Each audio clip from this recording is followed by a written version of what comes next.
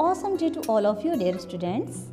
मैं शालिनी आप सभी का ज्ञान के मोती में हार्दिक स्वागत करती हूँ। हमारा पर्यावरण पाठ 7 जिसका शीर्षक है वन एवं वन्य जीव। तो चलिए हम बिना देर किए हुए शुरू करते हैं आज का अध्ययन कार्य।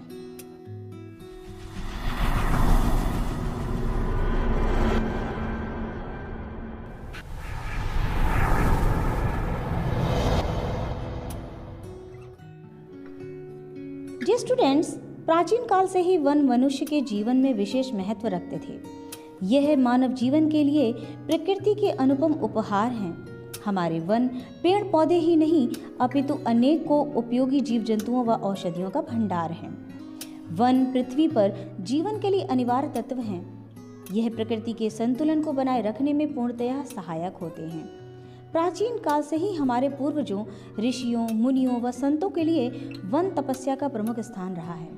इन्हीं वनों में महान ऋषियों के आश्रम रहे हैं, जहाँ पर संत एवं उनके शिष्य रहते थे। समाज में इनका विशेष स्थान था, जिन्हें लोग पूर्ण श्रद्धा एवं विश्वास से देखते थे। पूर्व चिकित्सकों एवं वैद्यों के लिए वन महान औषधियों का स्रोत थे। रामायण की कथा में मेघनाथ के अमोघ अस्त्र के प्रहार से लक्ष्मण का जीवन बचाने के लिए संजीवनी वनों में ही उपलब्ध थी। वृंदावन का भगवान श्री कृष्ण एवं राधिका के पवित्र प्रेम से सीधा संबंध रहा है। उनका यह संबंध देवी देवताओं के प्रकृति प्रेम को दर्शाता है। वनों में अनेक प्रकार के पेड़ पौधों का भंडार होता है, जो विभिन्न प्रकार से मानव के लिए उपयोगी हैं। इसी प्रकार जंगली जीव हर उस वृक्ष, पौधे, जानवर और अन्य जीव को कहते हैं जिसे मानवों द्वारा पालतू न बनाया गया हो। जंगली जीव दुनिया के सभी परितंत्रों यानी इकोसिस्टम में पाए जाते हैं, जिनमें रेगिस्तान, वन, घास भूमि, मैदान, पर्वत और शहरी क्षेत्र सभी शामिल हैं। वन्य जीव जंगली जीवों की वह श्रेणी है जो मानव बसेरों से बाहर वनों पर्वतों में रहते हों। हमारा आज का अध्याय इसी से संबंधित है, वन एवं वन्य जीव। हम बिना देर किए हुए शुरू करेंगे आज का अध्ययन कार्य। मोहन कहानी की पुस्तक पढ़ रहा था। उसने पढ़ा कि वन में एक शेर रहता था। उस वन में अन्य प्रकार के जीव जंतु भी रहा करते थे। मोहन के मन में प्रश्न उठा कि वन किसे कहते हैं। उसने अपने पिता से पूछा कि क्या गमले में लगे पेड़ पौधे वन हैं? पिताजी ने कहा नहीं। तो उसने फिर प्रश्न किया, क्या आसपास लगे पेड़ पौधे वन हैं?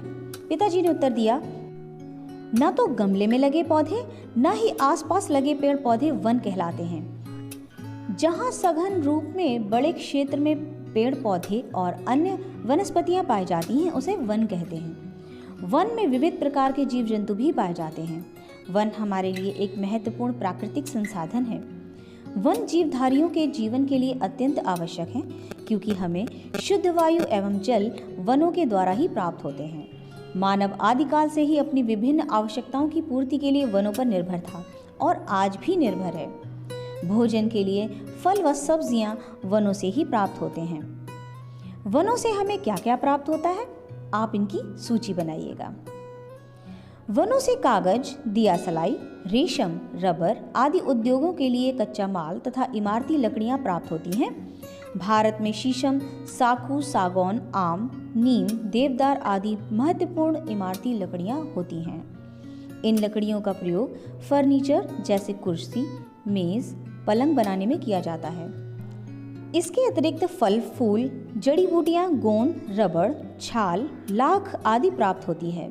लाख से चूड़ियाँ, आभूषण और सजावटी वस्तुएं तथा रबर से टायर, खिलौने और अन्य उपयोगी वस्तुएं बनाई जाती हैं। वन तेज वर्षा में मिट्टी के कटाव को रोकते हैं तथा पेड़ पौधे पानी के वेग को कम करते हैं तथा वायु की तीव्र गति को भी कम करते हैं। इससे मिट्टी का कटाव कम होता है। अगर कटाव न रोका गया तो उपजाऊ मिट्टी बह जाएगी, तब पेड़ पौधे, घास और झाड़ियाँ नहीं उग पाएंगी।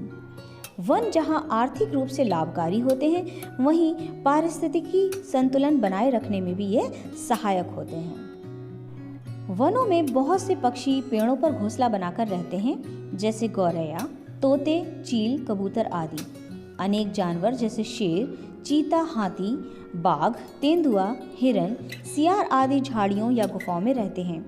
ये जानवर वन रक्षक माने जाते हैं। इन जानवरों के डर से वन को हानि पहुंचाने वाले लोग वन में नहीं जाते हैं। वनों को लोग प्राकृतिक औषधालय भी कहते हैं। वनों में बहुत सी जड़ी बूटियां औषधियों के रूप में मिलती हैं। यहाँ पर एक सूची दी जा रही है जिसमें एक तरफ पौधे का नाम, दूसरी तरफ उपयोगी भाग और उनके औषधीय गुण दिए हुए हैं। इसको आप गौर से देखिए। नीम, जिसका उपयोगी भाग है पत्ती और औषधीय गुण है रक्तशोधक, त्वचा रोगों के उपचार में सहायक होती है। दूसरा है ईसबगोल बीज, उपयोगी भाग है भूसी और औषधीय गुण है पेचिश व कब्ज ठीक करने में। तीसरा पौधा है सिनकोना, जिसका उपयोगी भाग है छाल और औषधीय गुण है मलेरिया की दवा। चौथा पौधा है जामुन, उपयोगी भाग है बीजों का चूर्ण और औषधीय गुण है मधुमेह में लाभदायक। पांचवा है यूकेलिप्टस, उपयोगी भाग है तेल और औषधीय गुण है जुकाम की औषधि। चौथा पौधा है मुलेठी, उपयोगी भाग है जड़ और औषधीय गुण है गले की खराश में लाभदायक। पृथ्वी पर निवास करने वाले लाखों जीव जंतुओं का आश्रय स्थल व आवास घास व वन होते हैं। जैसे जैसे मानव ने कृषि कार्य आरंभ किया तो केवल घास के मैदान ही नष्ट नहीं हुए बल्कि वनों का भी विनाश हुआ और पृथ्वी पर रहने वाले जीव जंतुओं के घर उजड़ गए। इसी प्रकार उद्योगों की स्थापना, रेलवे निर्माण, सड़क निर्माण आदि के परिणाम स्वरूप मानव ने अपने लिए अच्छी आवास सुविधाएं, सुख, वैभव आदि प्राप्त किया, लेकिन इसके बदले न जाने कितने जीव जंतुओं को अपने आवास से वंचित होना पड़ा। वन्य जीवों की अधिकाधिक मांग और उनके अवैध शिकार ने भी वन्य जीवन को नष्ट किया। इनमें मुख्य रूप से शेर, हाथी, बाघ, हिरन, घोड़ा, चीता आदि का बड़े पैमाने पर शिकार किया जाने लगा। इस प्रकार वन्य जीवों की अनेक प्रजातियां संकटग्रस्त हो गई हैं। इन्हीं कारणों से वन्य जीवों की संख्या लगातार कम होती जा रही है। पशु पक्षियों की कुछ प्रजातियां तो पूरी तरह विलुप्त यानी खत्म हो चुकी हैं, जिन्हें विलुप्त प्रजातियों की श्रेणी में रखा जाता है, जैसे डायनासोर, मेमथ आदि। जबकि कुछ प्रजातियां खत्म होने की कगार पर हैं, जैसे बाघ, गिद्ध आदि, जिन्हें संकटग्रस्त प्रजातियां कहा जाता है। वन एवं वन्य जीवों की सुरक्षा के लिए सरकार द्वारा कानून बनाए गए हैं एवं संरक्षण हेतु विशिष्ट योजनाएं आरंभ की गई हैं। इसके अंतर्गत भारत के विभिन्न स्थानों पर वन्य जीव अभयारण्य एवं राष्ट्रीय उद्यान स्थापित किए गए हैं। भारत के प्रमुख राज्यों के वन्य जीव अभयारण्य एवं राष्ट्रीय उद्यान निम्नलिखित हैं। एक तरफ वन्य जीव अभयारण्य या राष्ट्रीय उद्यान दिए हुए हैं और दूसरी तरफ उनका स्थान।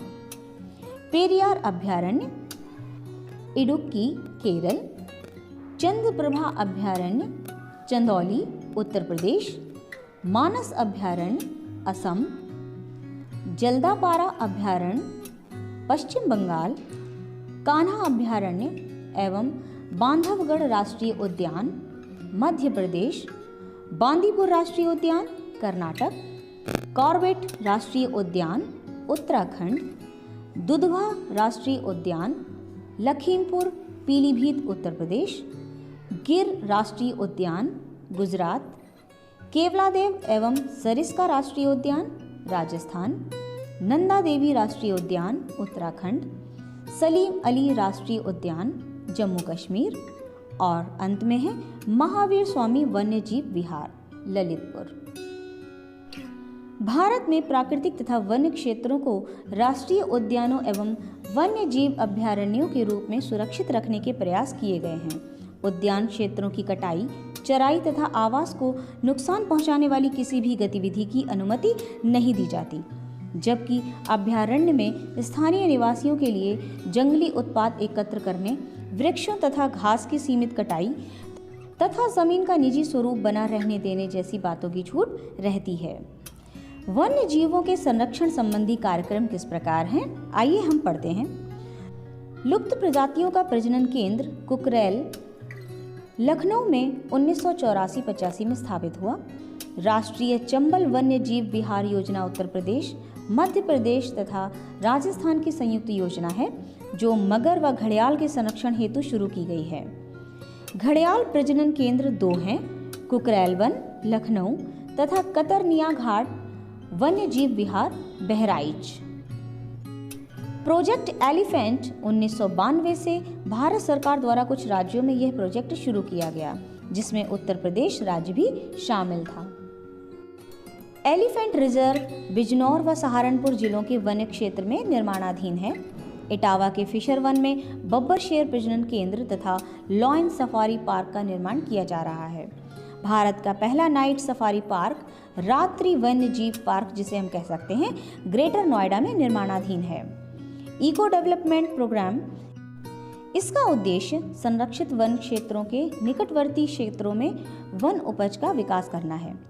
सामाजिक वानिकी योजना, आइए हम पढ़ते हैं इसके विषय में। ऑपरेशन ग्रीन योजना प्रदेश में वृक्षारोपण के प्रोत्साहन एवं संवर्धन के लिए 1 जुलाई 2001 से यह योजना शुरू की गई थी। इसका उद्देश्य प्रदेश में हरित क्षेत्र का विकास एवं वनों या उद्यानों का उन्नयन करना है। वन महोत्सव 1952 से देश के साथ साथ प्रदेश में भी 1 जुलाई से 7 जुलाई तक मनाया जाता है। उत्तर प्रदेश वानिकी परियोजना विश्व बैंक की सहायता से 19 मार्च 1998 से शुरू की गई थी। हमारे जीवन में वनों के महत्व को दृष्टिगत रखते हुए 21 मार्च को विश्व वन दिवस मनाया जाता है। धरती को हरा भरा बनाए रखना पर्यावरण संतुलन के लिए सबसे आवश्यक है। हमें इस दिशा में सार्थक प्रयास करने चाहिए।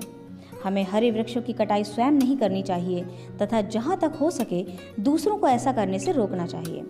आवश्यक हो तो संबंधित क्षेत्र के वन दरोगा या जिलाधिकारी कार्यालय को सूचित करना चाहिए। हम अपनी आवश्यकता के लिए पेड़ काटते हैं तो हमें अधिक से अधिक पौधे अवश्य लगाने चाहिए।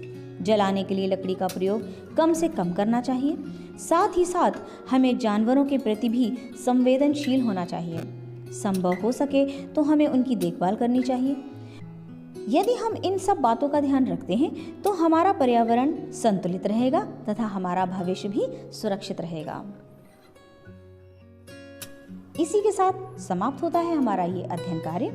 हम मिलेंगे अगले वीडियो में इसी अध्याय के अभ्यास कार्य के साथ। Thank you.